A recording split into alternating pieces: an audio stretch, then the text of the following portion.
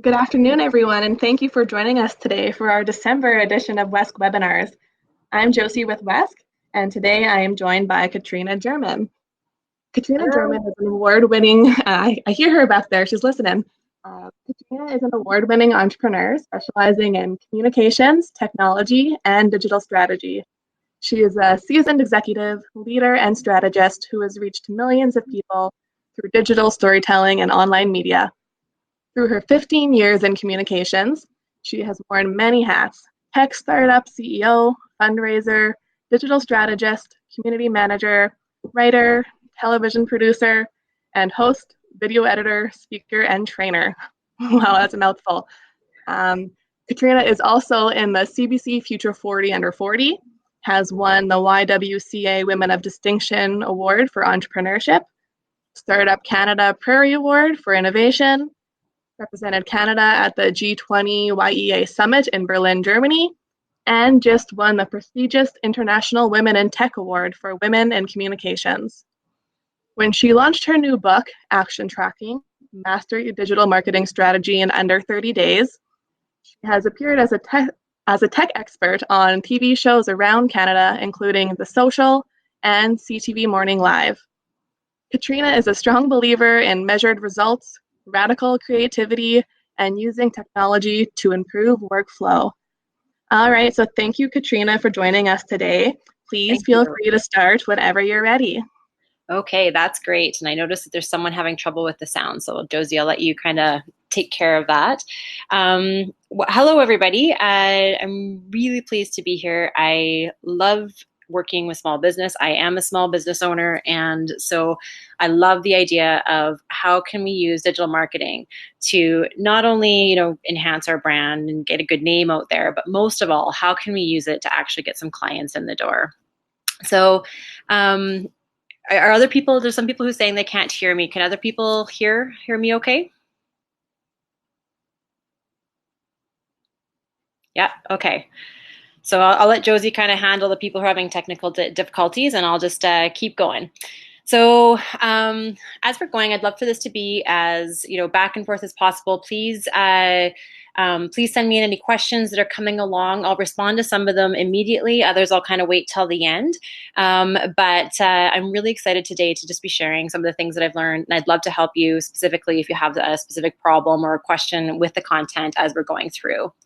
So what we're going to be talking about today is how to get more clients with your digital marketing strategy. And I kind of differentiate this in terms of, again, having a nice brand and having, 10,000 likes on a Facebook post. That's wonderful. That's a lovely thing. But really, as small business owners, you need people to be clicking through to your website or just be setting an appointment with you or whatever the case may be. So this is really how we're going to be focusing on this type of content. Is really, again, it's lovely to build your brand, but we want to be finding the messages that are going to get people to actually take that action and come to your website. So I hear a lot of things about, how people are kind of the way they feel around social media. So as we're going, if the people who can hear me can put in something in the chat box in terms of like, what's your emotion around social media? Are you feeling like you love it, that, it gets you pumped up in the morning? Or is it something where you're like, I'm exhausted, because I hear a lot of different things. So please, type in the way you feel about social media and how it relates to your business. Because I hear a lot of different things too. Yeah, overwhelming. I love it. I live rural, so it's a great opportunity for network. Oh, I love that. Love it. Oh yes, disorganized, feeling totally disorganized. I get that, like just completely overwhelmed. Time consuming, I'm in for that too. There's a few of you who are saying time consuming and overwhelming. Get it.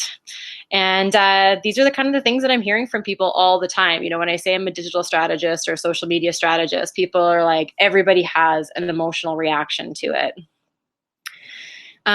So, kind of the goal for me, I love this. It's time consuming, love it, but scrambling to keep it fresh. Great answers, you guys. So I'm, kind of the way I want you to feel about your social media is this way. I want you to feel calm and in control. I want you to actually see hockey stick charts. Now, when I use that phrase, it's, kind of if you think about like your revenue or your audience numbers or whatever that case may be, I want you to actually kind of be able to measure that type of thing and take a look at it and see the needle moving in terms of what you're doing. And another thing that's really important for you as a small business owner, and I realize this is time consuming to do all this kind of measurement and all these things you're supposed to be doing for your business. But with social media, doing some measurement and actually figuring out whether you're getting a return on investment for both your time and any money that you're putting into content creation or ads is also really important. So we're going to talk about sort of how you do that. What are some of the important things that you're looking at? And in terms of just, numbers and, and these are kind of the goals that I would like to feel for you, coming out of this conversation. So as Josie mentioned, I'm Katrina. That's what I look like, although you're hearing my voice. So I have been involved in social media for a long time. I used to be in film and television. I just loved the idea of reaching large audiences. And, I would say I started on Twitter when it was a baby and just really got hooked on the idea that I can do something and reach thousands of people. And, it's just a neat kind of opportunity to not only, reach all these people that you could never reach before in a reasonably cost-effective way, like compared to television or radio or some of your more traditional mediums. It's also just a way that you can actually measure. And that's something that really appeals to me as a person and as a business owner, that I can actually see the results of what I'm doing. It's not like a billboard where you're not really sure how many people have seen it, how that's affected your brand, what kind of the results are. And so that's one of the reasons I love social media, is because you can get that impact for reasonably low cost, but you want to make sure that you're actually picking the messages that kind of work. I run a digital marketing agency. I also actually have a couple side businesses as well. I'm a small business owner through and through. I have been involved in technology again since Twitter was a baby, and absolutely I'm passionate about it. I just really feel like it has the opportunity to help people change their lives and actually reach their goals. I'm also a social impact entrepreneur. I like to work on things that make people's lives better in some way. And so I often believe too that entrepreneurs in general, create their businesses for that reason. They believe they can do a service or create a good that is going to be changing the world, making people's lives better. And so I'm also passionate about helping entrepreneurs kind of figure out the tools that they can find to help them get to that next level and reach that, what they need to for their business, and to help make the world a better place. I've had the opportunity lately, I do a lot of speaking. A lot of what we're going to be talking about today is about a book that I've recently launched, or all this information is in the book. It's called Action Tracking, and you'll see why. And again, I kind of alluded to it earlier when I said, it's nice to be building your brand and, getting your information out there. But what's more important is how can you be finding things that are going to make people take that action. Get to your website, make a purchase, call you up and make an appointment. Whatever the action is that you're looking for people to take, that's what we're trying to do here. So what is action tracking? And it's really kind of it's a process, because what I'm really finding, and again, when we come back to those whole questions about, keeping it fresh, all the information about how it's overwhelming, there is just so many options out there for how you can be approaching your clients. And, for me, I'm like, how can we find the most direct way to find the people who are looking for what you're offering? And that could be somebody who's in your community.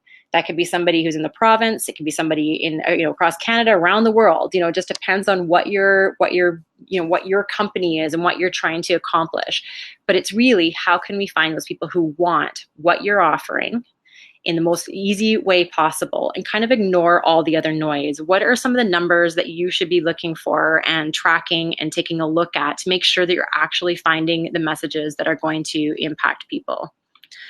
So the action tracking system is, it's really kind of a way that you can measure the results of your efforts. You can actually see, if I put in $100 here, I can have, depending on how much the money, and what your revenue margins are, but maybe you can get like $3,000 or $4,000 out by putting $100 in. But until you go through that process, you don't exactly know. And you want to be sure, as you're kind of going through, that you're just keeping track of that, of what your spend is, so you're not, just wasting time and money. The other thing about it is it's a structure, and that's something, you know, when people are saying it's, you know, they want, you know, they're overwhelmed, they're kind of looking for a path forward. This is a structure that I use with most of my small and medium-sized business clients to follow through and make sure that they're actually finding that success and reaching that goal that they're looking for, whether that's leads, sales, you know, more appointments made, whatever the case is, whatever your goal is. And basically, I just want you to rock this out. Like, I want you to go to people and be like, whatever your medium is, maybe it's Instagram. My Instagram is killing it. Like, we are getting so much sales in. We maybe only have 100 followers, but the sales are actually coming, you know, something like that. I want you to be able to have that feeling of like, there's actually a result coming out of my social media activities.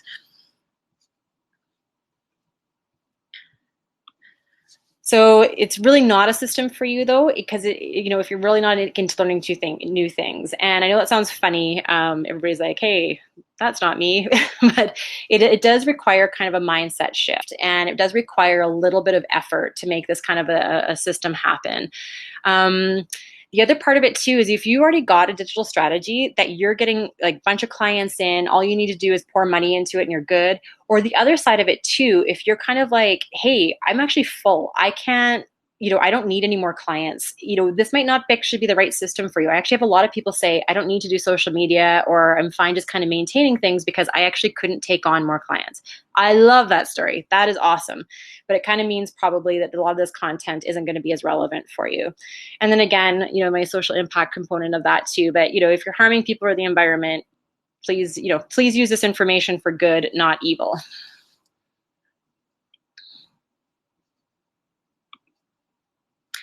So, you know, I don't want to spend a lot of time on testimonies, but I do want to talk about some of the companies that have used this before. One of them is actually Salon Scale, which is an up-and-coming technology product here based in Saskatoon.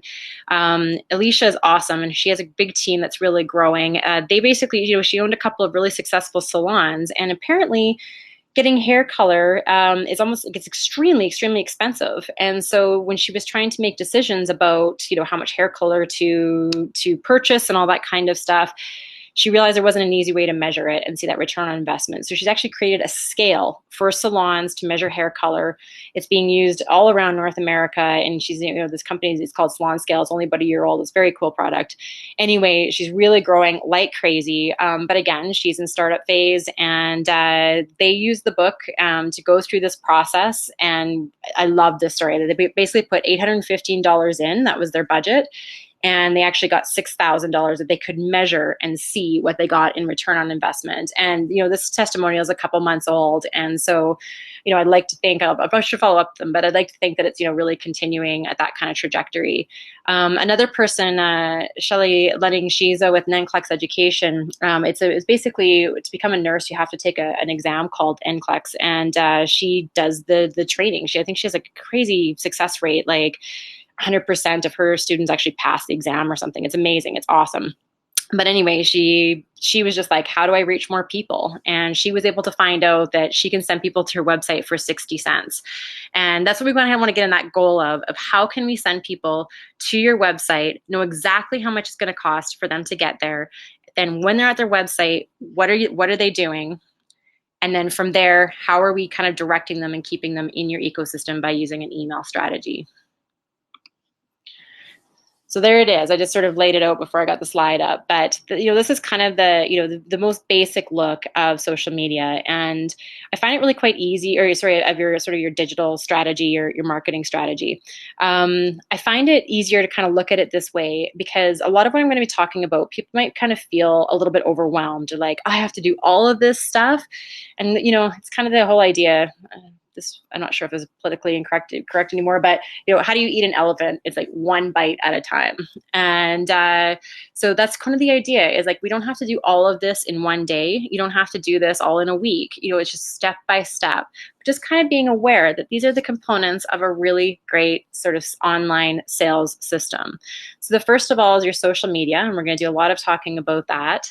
The other part is search, right? Because, you know, you're going to have all sorts of ways that you describe your product, that maybe even your industry describes a product.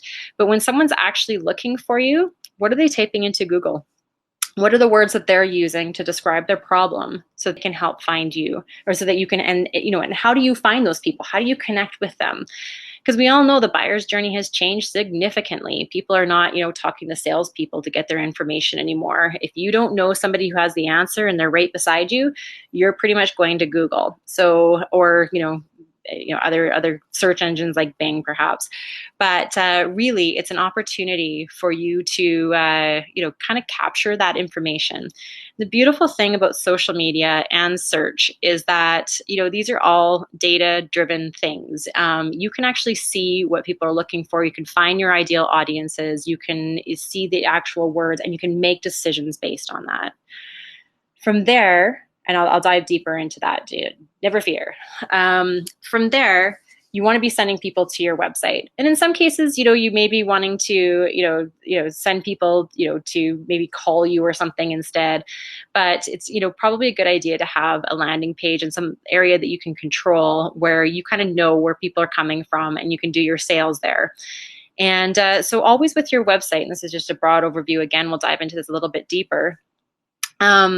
With your website, it's something that you want that website to be working for you. Your website should be a salesperson. It should be, kind of that first, glimpse that someone gets of your company and of you and your service. And they should kind of, by the end of just kind of glancing around your website, be so hungry to own or participate in whatever it is that you're offering that, they either buy immediately or they are excited to sign up for an email newsletter.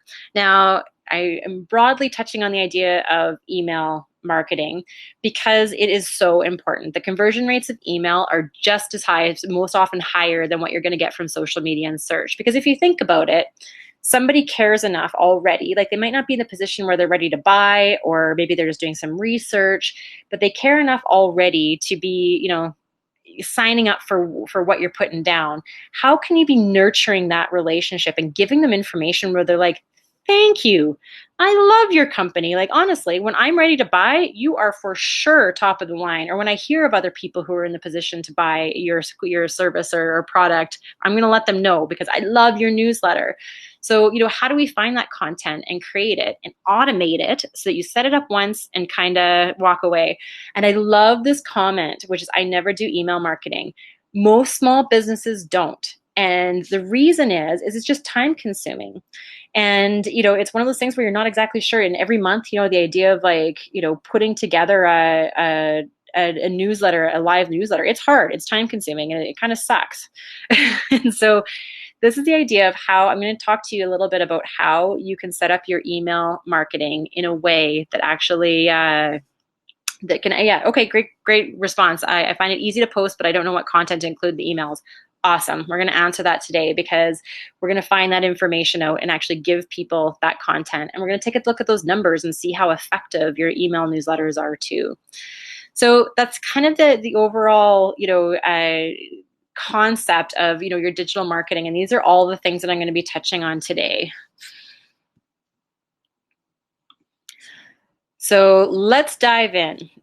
I believe that the very first step of anything that you do should be using this awesome tool as Google Keyword Planner. Now, I mentioned that, we all know people are going to go to Google, and you can do this on Bing too. They have a keyword planner as well. And now Google, you have to remember, their entire business model is not just there to help us for free. They are selling ads. So in order to be making it more effective for the people they're selling the ads to, they've got this awesome tool called the Google Keyword Planner. So here's a little tip. So if you have a Google ad account already, awesome. You can just go in and click on the little tool button and Keyword Planner will pop up. If you do not have a Google ad account, you can create one. There's also, as soon as you get in there, they're going to prompt you immediately to create an ad, which is just, you're just like, whoa, what?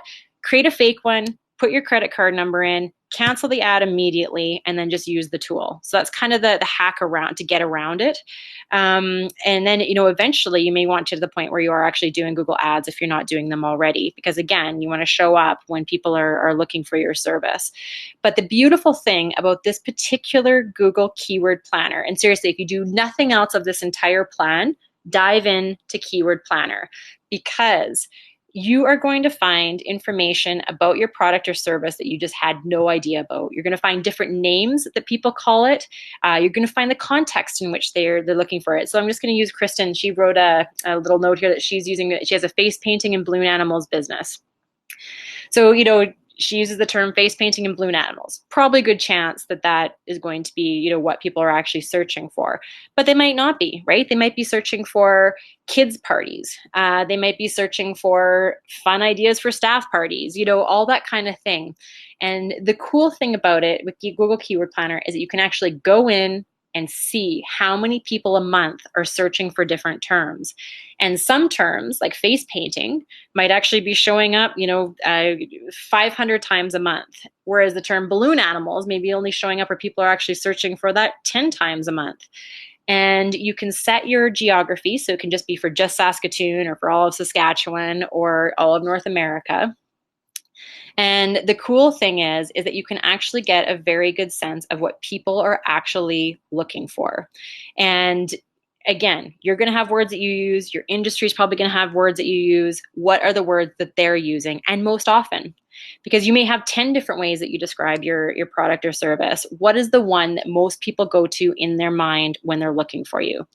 And those are the words that you want to be using all over the place. Because here's the other reason. Not only are you going to get this insight into your business and kind of the trends that people are looking for, you're also going to be able to pull that data and pull those specific terms out and use them all over the place. It's kind of the foundation for all the rest of these ideas, because people want this already. Your market research is, on a small business budget, is done for free. And you dive in, you can do it for 20 minutes, you can do it for like 2 hours, and you're going to come out with a list of words that are just extremely relevant, that are highly searched, and you're going to feel like you have a much better sense of your overall business and what you're trying to accomplish. Then with that list, you can use it in all sorts of ways. We're going to use it in social media. You're going to also find a lot of questions probably surrounding your term. And you can actually use those questions, use the exact term. It's like, where can I, or what are some creative balloon animal options, something like that. I don't know what people would be searching for in that area, but you use that as a title for your blog. And because here's the thing, here's how Google actually works is, I always call it in the book, and I have this like kind of visual for them. I call them library spiders, where basically when you as a user type in a query into Google, I think about them as library spiders running around all looking for the answer. Someone yells, hey, I got an answer over here, because say I wrote, where to find balloon animals in Regina. They'll kind of go running around looking for the best answer. Now, when I go to that website that they've sent me to, the top one, Google's also watching what I'm doing in that website. Do I stay and read that blog post? Do I take a look around? Do I potentially click through to another page on that site? Or do I get there and immediately leave? Because if I get there and immediately leave, Google's watching that. And they're like, whoa, we sent her to the wrong place. Do not send other people to this particular website anymore, because she's leaving. And so it's obviously not answering the query that she put in. Find a different answer. And so you want the librarian spiders to be very happy with your website. And so you basically want to have a lot of these Google keywords directly in your website, whether it's a heading on your homepage, whether it's a blog post title, whether it's a whole bunch of those types of terms used throughout the website.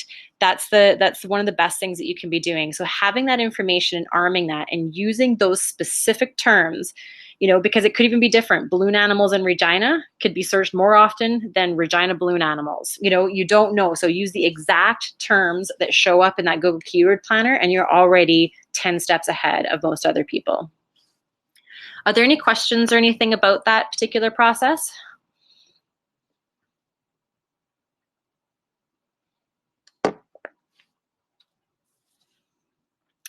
Cool. I didn't know the order mattered. Yep, they're looking for those exact matches to people's queries. Okay, I'm doing this right now and I've increased my views by almost 10,000 people. I love that. That is great. I'm so pleased to hear that that's had that turnaround. And it's also long term too. Like some people are going to see some immediate turnaround and changes to the number of people on their websites. Other people are it's going to be long term, right? You're just sending an extra 100 people a month, but over time that definitely adds up.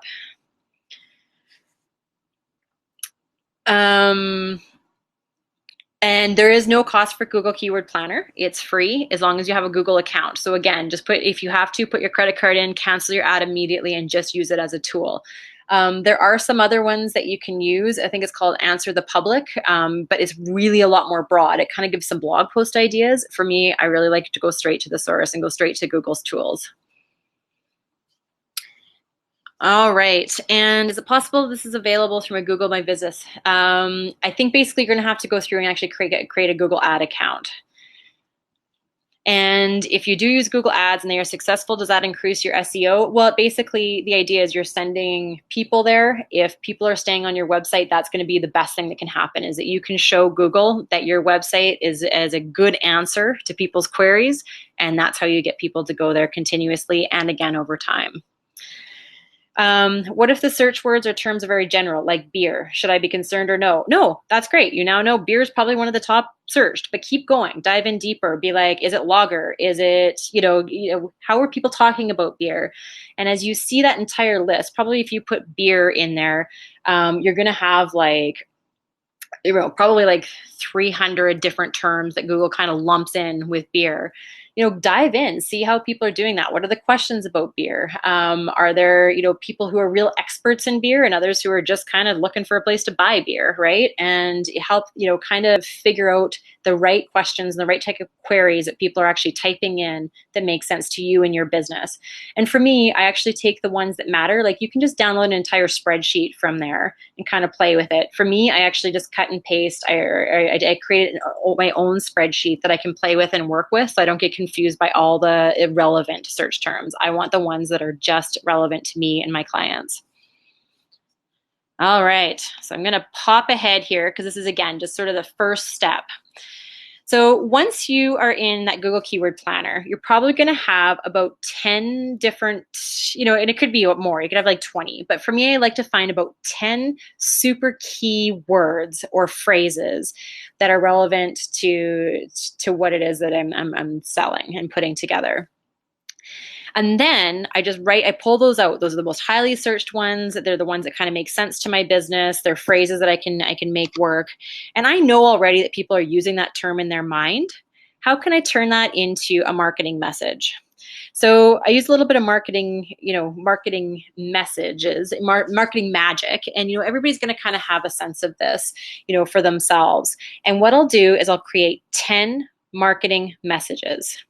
And just write these out, wherever, on the back of a napkin, on a spreadsheet, wherever. And these are going to use those 10 top terms and then just kind of put sentences around them. So you can also be using things like, there's a lot of different marketing magic type things like fear of missing out. So, don't be the only one without balloon animals this spring. There's, other things like, people, when it comes to marketing, it's, there's basically two things that are going to get people to take an action. One is that they're so uncomfortable with the status quo that they just have to make a move. Like whatever the life they're living right now sucks. They need to be changing into something that's better. The second is that, the grass is greener, kind of like things are okay, but what you are offering could make my life so much better. So you want to be really thinking about that in terms of when you're putting your marketing messages together, because you want people to actually take an action. Everything in between, people will be like, oh, that's cool, maybe I'll get back to it. But you need people to kind of have that itch inside of either, I can't take the way I am right now, now you've shown me this new way, I need it, to the other side where it's like, things were fine, but damn, my life could be better. if I had this product or service. So when you're putting your marketing magic together, be thinking about that. How can you show that grass is greener? Or, again, how can you show them that, and some people use fear-based marketing. I'm not a big fan of that.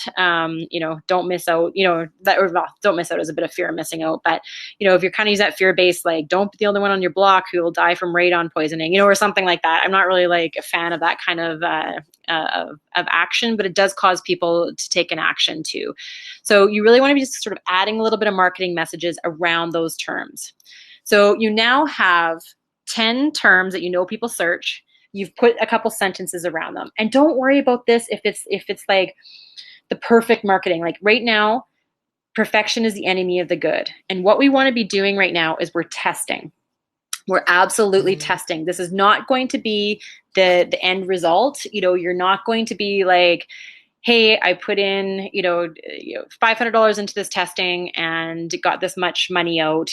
This is, at this point, we're just testing to find the message that's going to get people to actually take an action. So I often, you can go to different places to test this message. I test it on Facebook because Facebook, almost everybody's on there across North America. A lot of people in business are like, hey, my business people are not on Facebook. And I'm like, they're there. They might not be doing business on Facebook. They might be checking on pictures of their grandkids, but they're still on Facebook. And they're still, Facebook knows who they are. They'll still serve up the messages to the right people. It's also the cheapest and kind of the easiest way to create messages. So you do need a Facebook business page in order to create ads. So if you don't have a business Facebook page, you can still put one up. You can still have five people liking your business Facebook page and still create an ad. But there's other places you can test. You could test in Google. It's a bit more tricky. You can test in LinkedIn. You can test in other places. But basically, you're going to use these 10 messages. And some people test 5, some people test 15, but I like to do 10. And you just pit them against each other, head to head. Who's going to be the winner? Who is going to have the people actually clicking through to your website? Because that is the trick. So you leave all the photos the same. You leave all the call to actions the same. You leave everything the same except for those 10 messages. And oftentimes, when I'm working with clients, we all think we know what's going to be. We all take bets, actually. I often encourage people, like, we'll write down who thinks which message is going to have the best result. And we're almost always wrong. It's rare that someone actually catches what message is actually going to get people to click through. Because again, we're not working on brand building. It's all nice to have a bunch of likes, few comments, that sort of thing on those things. But you want people who are actually going to be clicking through. So you're looking for the numbers, and I look through the click-through rate. And so Facebook will actually show you here, 8 people clicked through, and then you put these all in a spreadsheet and you put them against each other, cost per click. How much did you put in? I usually suggest about $3 a day for 7 days on each message, which is, over $200, $210 for a test. But, if your budget's less, use less budget, you're going to reach less people. It might not be as statistically good. But at this point, again, we're just testing how many people are coming through to your website.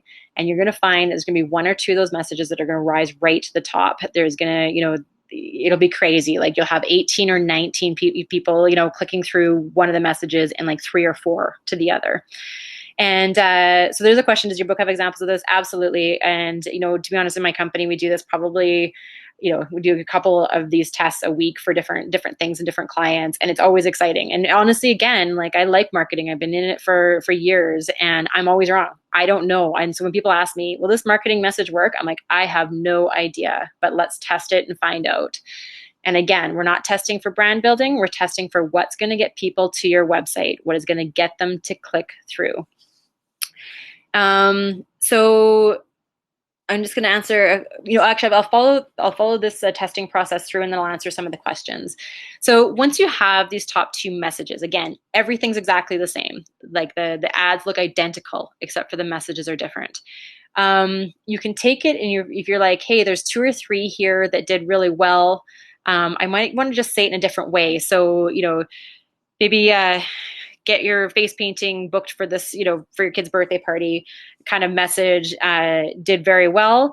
And then you're like, well, what if we just kind of rephrase the kid's birthday party? just kind of rephrase that type of term instead of like focusing on the office party click-through rates and that kind of thing. Sorry, I don't know if that was very clear, but basically you're picking 1 or 2 messages and then just trying to refine them, play with them a little bit, just adjust the way that you've written them, just to see if you can get those numbers down. My goal for all of my clients is to get people down to $1 per click-through. So basically, so that you know that it's going to cost you about $1 to get someone to your website. Places like LinkedIn, it's going to be a bit more expensive, but Facebook is one of those things where you still have to pay to play. But if you can get people for $1, that you got your messaging kind of in the right level. You saw from that testimonial, Shelly got hers down to 60 cents. I've seen some of my clients down to like 38 cents that they're getting people to to their website. That's awesome. Other people, I've had other clients, we just can't get it down. It's kind of an obscure product. So it sits around $6 or $7, but we did like 7 or 8 rounds of testing to try to get that to go down. But at that point, then that client knows, here's how much it's going to cost to get this, to get this business in. And so basically, you can go do that refining process until you can get to that idea of around $1 per click. And then you take it to test the photo. Now, the funny thing about testing photo is that it's always a shock to me what people will respond to. Like, a lot of people think you have to have these extremely highly professional photos, something that really, has really what you're doing in it and all that kind of stuff. I would suggest you kind of say probably not stock photos. People are not, kind of used to seeing stock photos. They're going to want something that has a little bit of personality to it. But honestly, I've had ones like this is one group that we worked with that has, it had nothing to do with their business. They were holding cupcakes, and that photo just went crazy. It was just like an iPhone photo, and that one like tested twice as good as all of the other professional type photos. So when you're testing your photo, you're just taking your top 1 or 2 messages, testing the photos, and just trying to get that number down. And then if you want to take it even that one step further, you can test your call to action. So that's the button that's on your ad that's going to be like, shop now, contact us, learn more, and so you're going to pick the call to action piece that is going to be the one that makes sense for you and your business. But you might want to test it and just see, can you get the amount of money it's going to take to get someone to your website even lower if you test that call to action. So I'm going to come over and answer a few questions about this first, kind of testing process. Ideally, by the end of this, you kind of end up with this ideal message and this ideal ad. And so you want that exactly, here's how much it's going to cost to get people to my website. And also, I know that this messaging works for people. It's, it speaks their language. And so you want that on your website. You want that kind of throughout all of the different content that you're putting, because it works and it's the type of thing that people are most interested in. So I'm just going to answer some questions here. Should your messages be product specific or just company specific? Great question.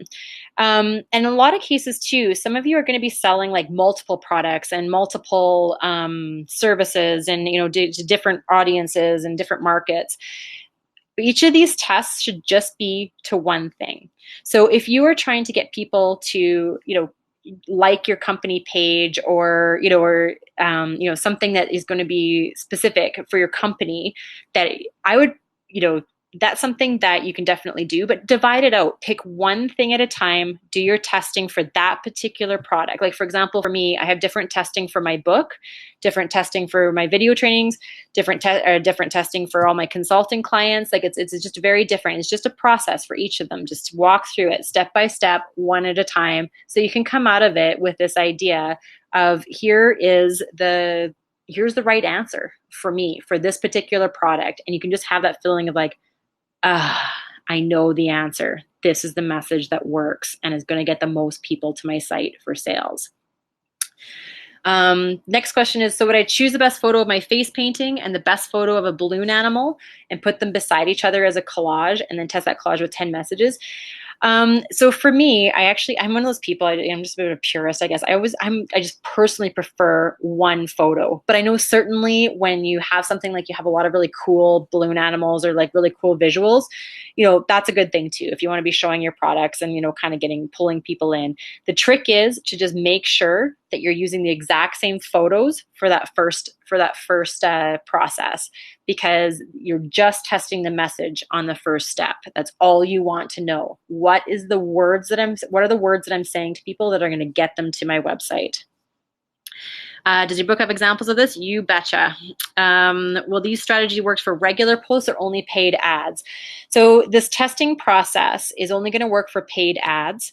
And for those who aren't as familiar with Facebook, there's kind of two different ways that you're approaching your Facebook business marketing. When you're just doing your regular content calendar and just putting out content as a regular post, every day or every couple of days, that's sort of its own thing. Paid ads are something that are going to be the thing that's actually going to drive people to your website.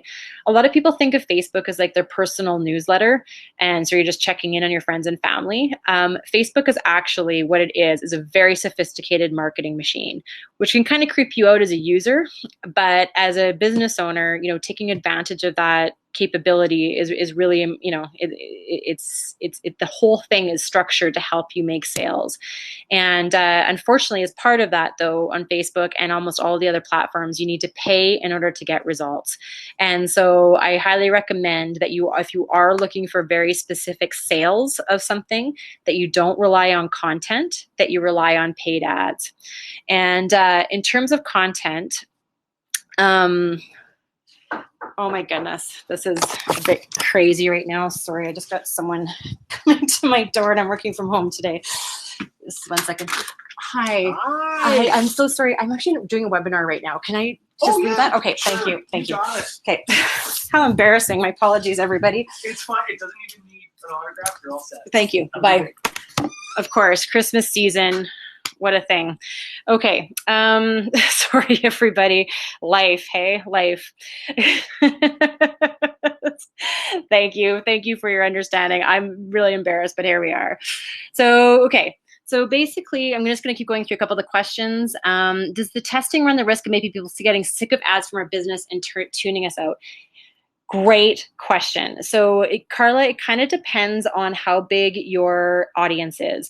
If you are only, testing ads on, say, people in, a smaller city like Kindersley, and you just nail them, with a bunch of ads, there's a good chance, they're actually not going to tune it out. But what can happen, so that first section we usually find is not a problem. That first testing is not a problem because people are all getting different ads. And, but if you're just focusing on, like even Regina, for example, and you're really pounding out 1 or 2 ads constantly, what you will find is over time, like within a month or two, you've exhausted the people who are looking for that particular product. So all we did is just kind of, we had that. It is one of the case for one of my clients where we noticed as we're tweaking and looking at the numbers over time that it started to, people did start to get exhausted. It was 2 or 3 months in. But all we did is kind of went back to that initial testing, and we just looked for, the second best message and changed out the photo, and we're able to just kind of keep it going. We just kind of kept playing in the area of those messages and those photos that had the best result. So most of the time, Facebook is not showing the same ads to the same people, especially if you have a wide audience. Like if you're marketing to all of North America, the chance of someone seeing your message twice is not going to work. It just won't happen. But if you have a smaller audience, there is the chance of that. The trick is still one person may see the ad on Wednesday and not click through, but they see a different ad with a different message on Friday and click through because it just compelled them more.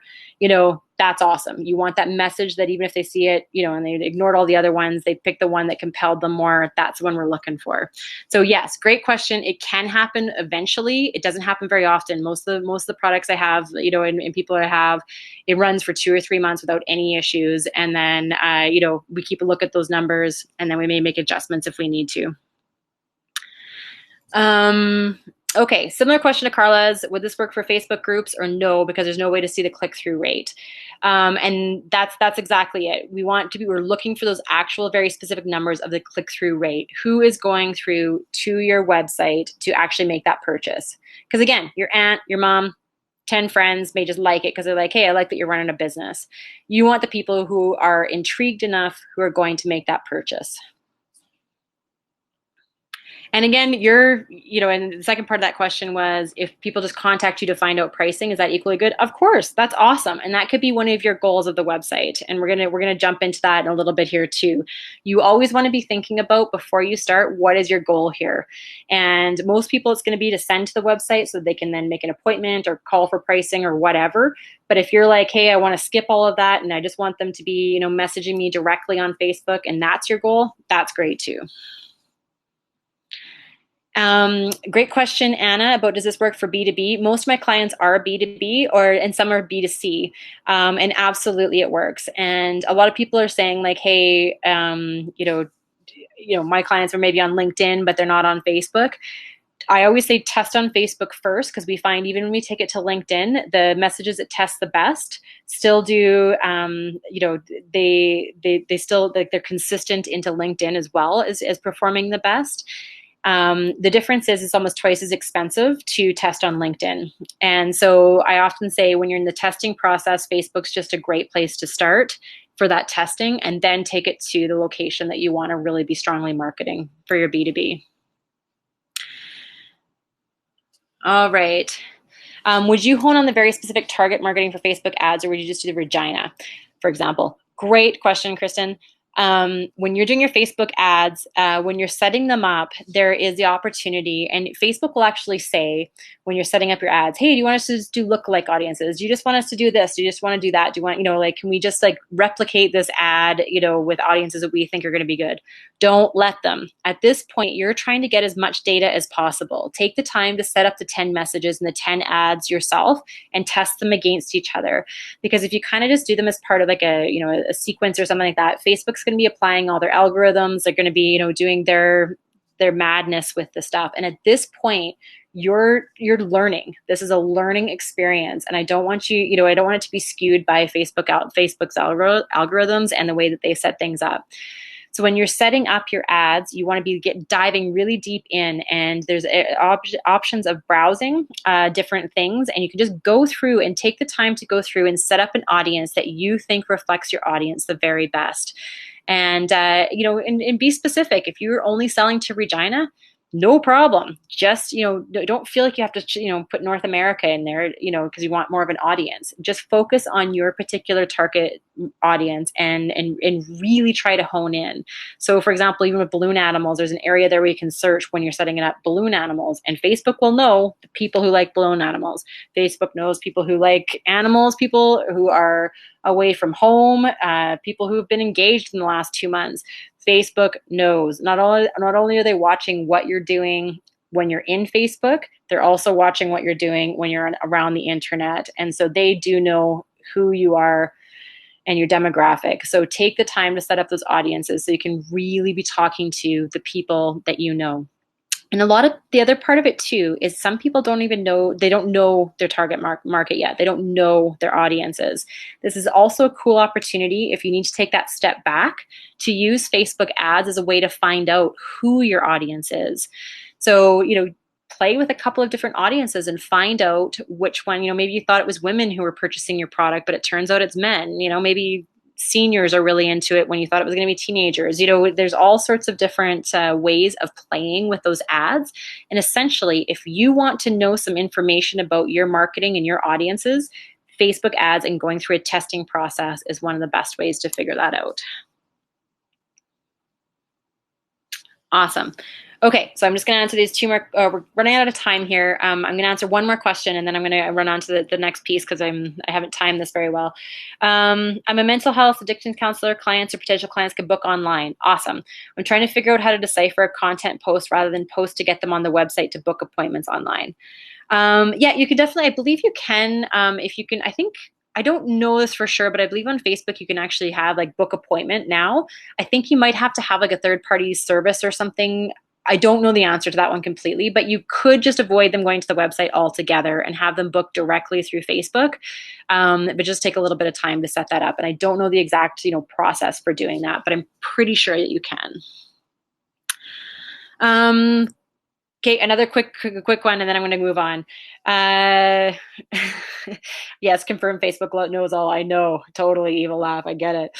How much would you recommend spending and over what period of time for each of the 10 messages? For me, I love to do $3 a day for 7 days. That's just my ideal time. I just find I get enough information during that time. I'm not worried about fluctuations like, oh, everybody's searching for my product on Mondays. I kind of get a full sense of like all the week, here's kind of what, people are kind of interested in. And it also keeps my budget quite low. So I recommend that's kind of my go-to. If you have more budget, go to town. I've had a lot of clients, like some clients who've used like $5,000 to do their testing. Other clients are doing it for $50. So it just kind of just works on whatever budget that you have. Okay, so let's move on.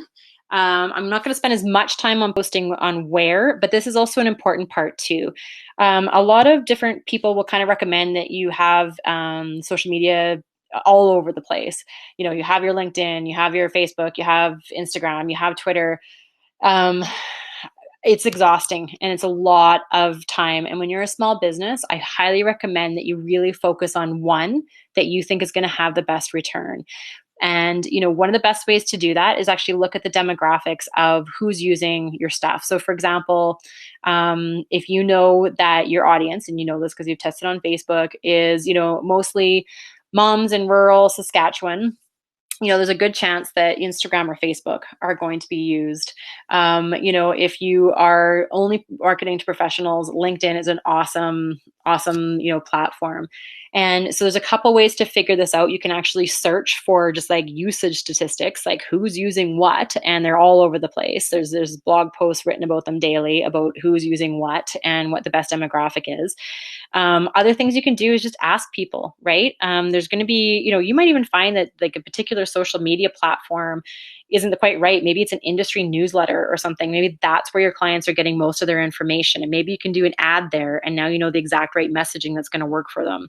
So that's really, having, that opportunity to just take some time and really kind of nail one of them. Be like, this is my spot and this is the place where I know. And again, as a small business person, I really mean this. It's great to build brand, but this is time consuming and it can be really costly just for your time for looking for content. So make sure you're kind of trying to focus on an area that actually has a return on investment for you. People are actually clicking through to buy your stuff. And sometimes, and I know a lot of you love Instagram, a lot of people don't click through Instagram. They like the pictures and stuff, but because Instagram doesn't allow links in the posts, it's hard to get people to your website. So I want you to be thinking about not only, how are you building your brand, which is lovely again, but mostly how are you getting people to your website or to take that action to buy your stuff? The auto posting is a question about posting from Instagram and having an auto post to Facebook. It's fine. A lot of people do it. But that there's that, the person, you see it all the time on your Facebook who is auto posting from Instagram to Facebook. It's a way to maintain both at the same time. But the point is you want to be giving people content that's going to making them feel good, not like they're sort of a second thought. So you kind of want to be thinking about the ways that you're posting. If you just need to be maintaining sites, go ahead, put some content out there, just kind of maintain your audiences. But I really want this, for your 2020 marketing plan, I would really love it if every single one of you is focused on what marketing messages are actually going to get people to make that purchase, not just build that brand. The other thing with posting to social media too is that you can automate it. There are programs out there like Hootsuite, Meet Edgar, Buffer. There's a few out there where you can actually, and this will save you tons of time. If you're trying to post every single day and come up with content every single day, that's another part that can be exhausting. You can schedule your content and basically, you just purchase more, I think some of them are free up to a certain number of social media sites. that is one of the best things you can do as a small business. Spend the time at the beginning of the month, put an afternoon in, and then just like walk away, kind of keep things going. Make sure if there's conversations that are happening or if there's live content you want to be posting, keep doing that. But it kind of takes a lot of that pressure off of trying to find something every day and kind of having that mental headspace. And if you do it at once, you're just saving time, rather than trying to gear up for it every single day. Okay, I'm just going to jump ahead here. So the biggest thing though too, and you'll see this is like a theme to today, is measure, measure, measure. And I know this takes time and that sucks because, it's just one of those things but honestly, it's also going to be taking time. You're going to be losing time by not just taking like the 5 to 10 minutes to take a look at the results of your ads, the results of your content posts. If you're putting those content posts out there too, because the areas people are interested in, kind of the types of messages that are working. So you're taking the information from your ad testing and kind of translating it into some great content. Make sure it's performing, because even though it's time consuming to that measurement, it's even more time consuming to get no results at all. So again, let's come back. So we've talked about social media, a little bit about search. If you want to be creating, again, once you've done your keyword planner, you found those messages that work on social media, you can put those into Google Ads, because you now know the messages that work to get people to click through. You're not sort of doing a crapshoot. You're not just guessing. You can just be like, nope, this is the message that gets people to my website. That's another place to be putting your attention if you want to be moving there. But now let's talk about your website a little bit. And, basically, a lot of us, and I get it too, I go through phases of this where you just get busy in your business and you're like, hey, I built this website 2 years ago and you haven't looked at it since. You're like, it's there, it's done, check, I'm good here. The challenge with doing that is that, again, you're not being relevant and updating things for Google, so it doesn't think you're an active site to be sending people to. But it's also, as I said earlier, your website should be a staff member. It should be there to help you. It should be a salesperson who is, actually doing a job for your company. And, the beautiful thing about, when you actually dive in to your website, the one thing I want you to think about, even with your existing website, or if you're thinking about setting up a new one, is what is its function? What is the most important thing that you want people to do on the website? Because people want to go to a website. They want to understand, what do you want from me? How do I get involved with what you're doing? How do I, I just need this information. I just want to book an appointment. I just want whatever.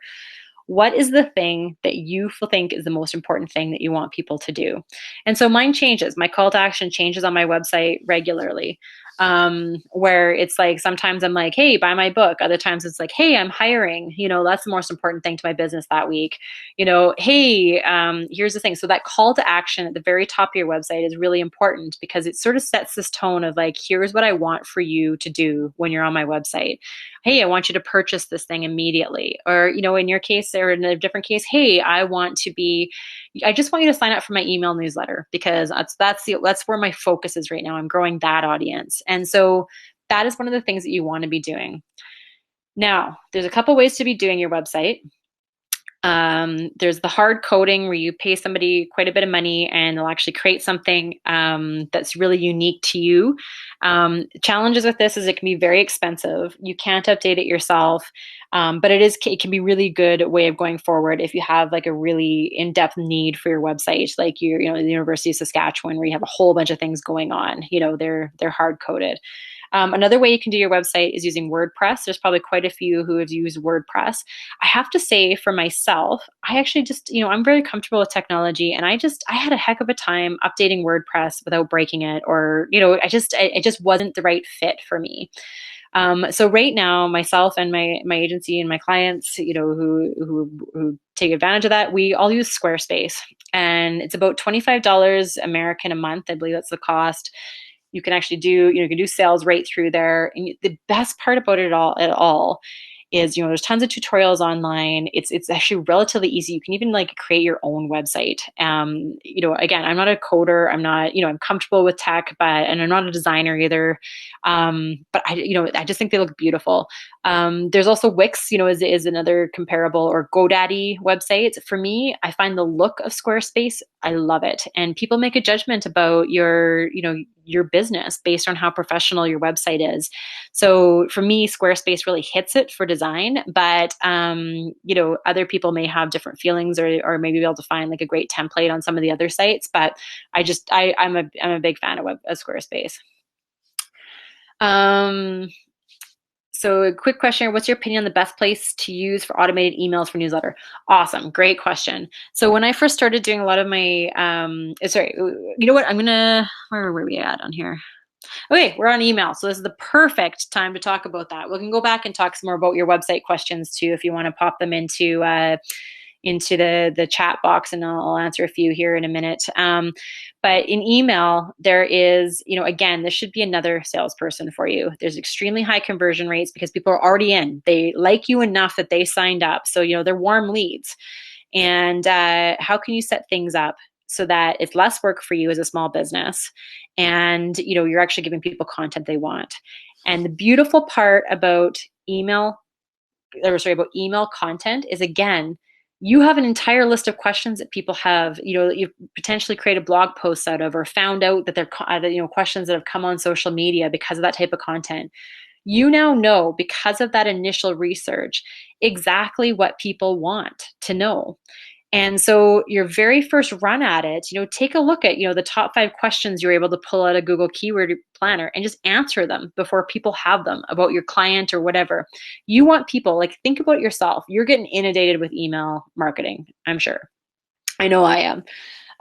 But there are a few that are from companies that I actually go out of my way to open, because I'm like, thank you for giving me this information that's either making me better at my job, or, giving me a bit of like a cool insight into something. And that's what you want to be doing, is, just answering people's questions about your topic before they even have it. So let's go back to the balloon animal example. If people signed up for your balloon animal newsletter, what are they actually interested in? And it could, they don't want to just get a bunch of stuff like, hey, I was at this party and I did this thing, and, you can do it too. That's about you. That's not about them. That's not helping them, enhance their lives in any way. So, having topics such as, top 10 cool balloon animals from around the world, and then having maybe a joke at the bottom and saying like, well, I can't do any of these, but I can certainly do a cool dog, or whatever, or, maybe you have people who are signing up who are actually people who want to do their own home-based kits, or maybe that's something you offer, right? And so it's kind of like, hey, here's how to do your own balloon animal. That's the information that people might actually be interested in. So again, I don't know the answers to that, what that answer would be, but that keyword research is really going to help you find those answers and be able to frame that content so that people actually want to open your stuff. So again, it's not salesy. You may have a little like something at the bottom that's a bit salesy, because you want to have a call to action on every single email so that people know what to do, and hopefully brings them back to a sale. But the point is that you're there to just make them feel good. Like, this is a bit of a brand building exercise, but there is that specific call to action at the bottom of every email that's going to get them back and buying. So something for products though too, like some products, if you're showing beautiful products and people have signed up because they want to see your products, for sure, do a product email. But for a lot of people who are doing education, B2B, kind of services type things, I find educating people on stuff they genuinely care about one of the most powerful. There's a couple of numbers that you want to be looking at when you're looking at your email. And again, talking about automating, and I'll come back to that question about automated emails, what's the best programs. Most times you can, there's some times where it's going to make sense where you want to have fresh content, every week, every month, whatever your clients are going to like the best. Most people, though, can set up an automated email strategy, and you can use programs like MailChimp has it. I've been hearing about this new one called Mailer App, which is apparently supposed to be really good. I haven't tried it. I've used ActiveCampaign. There's Campaign Monitor is another one that I've heard good things about. Most of the people, though, I work with, we just use MailChimp because there's a free version. And until you know that you're going to be having a return on investment from your email marketing, and until you kind of tweak it, it might not be best to put, all, the money that's in there. One of the ones that like a lot of the big guys use, what is it called? Anyway, it's a really big one that a lot of people use. And some of these can be really daunting and really overwhelming. And I find that, things like MailChimp makes it much easier. It's, it's meant for people to use, and, keep it nice and clean. So then again, you set it up once, you put in your content, and this could take you probably about a day, because you're writing content, you're getting things together, but then it's done. You set it up. You have people sign up on your newsletter. You may put it through your social media, have people sign up. You may offer, some, they call it a lead magnet, which is something people get for free in return for their email address. When they're in there, in your email, you just let people run it through for a while. And then the numbers you want to be looking at that are, number one, your open rate. How many people are actually opening your email? Number two, your click-through rate. How much are people are actually clicking through to your stuff? And if you're finding that your numbers, numbers can vary. And the nice thing about MailChimp too is they'll actually tell you the average for your industry. So if you're above average for your industry, awesome. You know that you have a great click-through rate. Like for me, I like to have 50%. I have some of my stuff is 65%. I know most industry averages for email click-through rates, open rates are around 30 to 40. But I love email marketing, so I'd like to tweak it until I can get it right. But then the click-through rate, those are people who are actually opening. The click-through rate, people who are actually clicking through to your website. So, some people say 7 to 8%. Some, some of my clients have about 25%. It's pretty awesome. You want people to go there and actually make those purchases. So, we can dive in way deeper into email. I could talk about, subject lines and all that kind of stuff forever. But I think, I'm just going to, wrap up a little bit here and then come back and answer some questions. So I know some people are going to have to jump off. We're at 1:05. So basically, coming back to it around the action tracking process, what I just walked you through, if you want to dive deeper, I do have the book. I have a step-by-step video training. Here's exactly how you go into Google. Here's exactly the numbers you're looking at on Facebook. Here's exactly how you're looking at your email marketing. And I also do consulting for different groups. But, ultimately, I just want you to have the right tools that you need in order to achieve your goals. And, these highlighted ones that we went through today and this process that we went through today, if you're comfortable doing Facebook ads and that sort of thing, please just dive in and give it a shot. I think you're going to love, I actually find it really fun to see the results because you're not just fooling around. You're actually seeing, here are the things that people care the most about when it comes to my business. And it gives you this baseline information that just helps you no matter what you're doing and growing as you go forward. So so thank you everybody. For those who have to hop off, I realize it's 1:05. Thank you. I'll maybe take a couple minutes if it's okay, Josie, just to answer a couple of the outstanding questions. Is that all right? Yeah. So, okay. So, I'll just maybe go through, and I didn't hear from Josie, but she didn't cut me off, so I think we'll be okay. So I'll take about 5 minutes more to answer some of these questions here. So what is your opinion on the best place to use? Okay, so I talked about several different. Again, MailChimp is really great to start. How important are blogs? That sounds like a nightmare to me. No idea what I put on them since I don't want to be, showing people instructions on face painting themselves. If you're kind of like, that's, it's too time consuming, it's not there, I don't want to put the time into it, it's better to just not start, and that's cool. But you do want to make sure, blogs are sort of a convenient place to put those headings of those questions you're finding in the, in your keyword planner.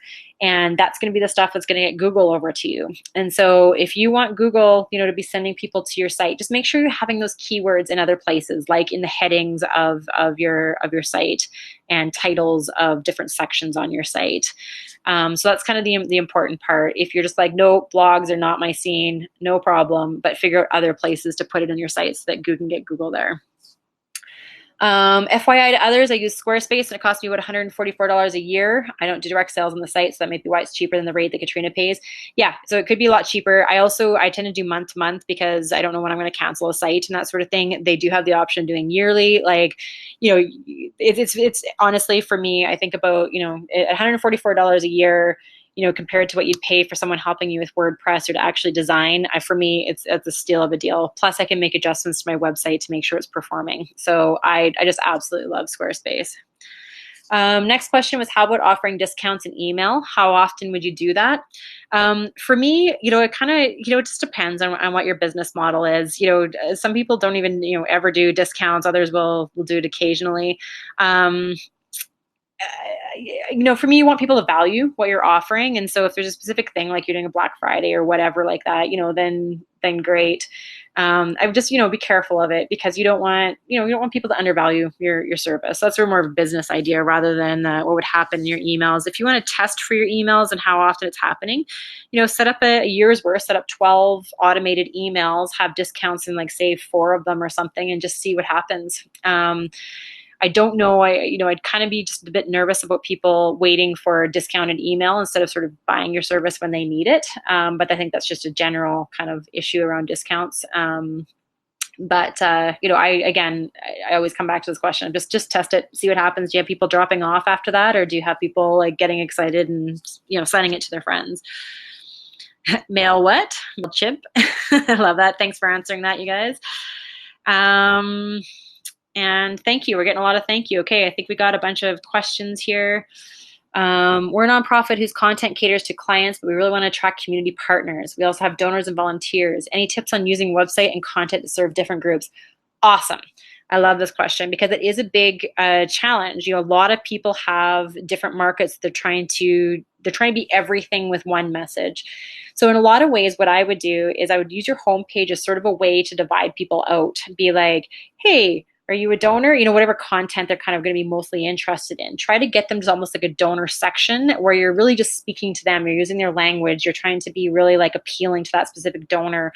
Community partners is going to have its own section.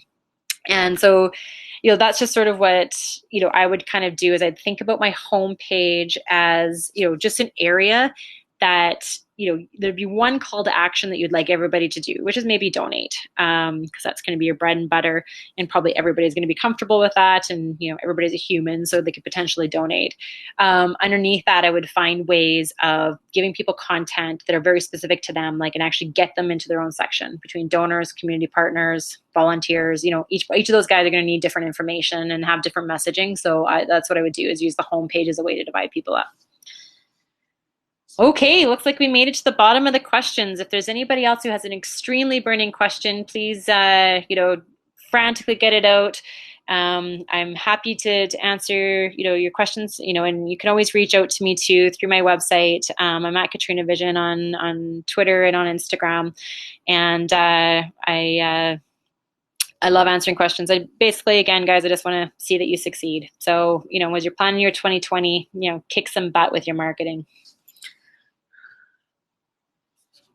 Okay, thanks everybody. I think we're done here. All right, it looks like we're out of questions, so I'll step back in here. Thanks, Katrina, for delivering such a great presentation. I know I learned quite a bit from this as well. And thanks everybody else who joined us today. I hope you learned something else that you consider valuable. As always, this webinar is recorded and will be available for on-demand viewing on our website by the end of the day today. Our upcoming January webinar is on the introduction to brand jitsu and is presented by Michael Dean Dargy of Make More Creative. And registration for that webinar is now open at WESC.ca. Bye, everybody, and have a great afternoon.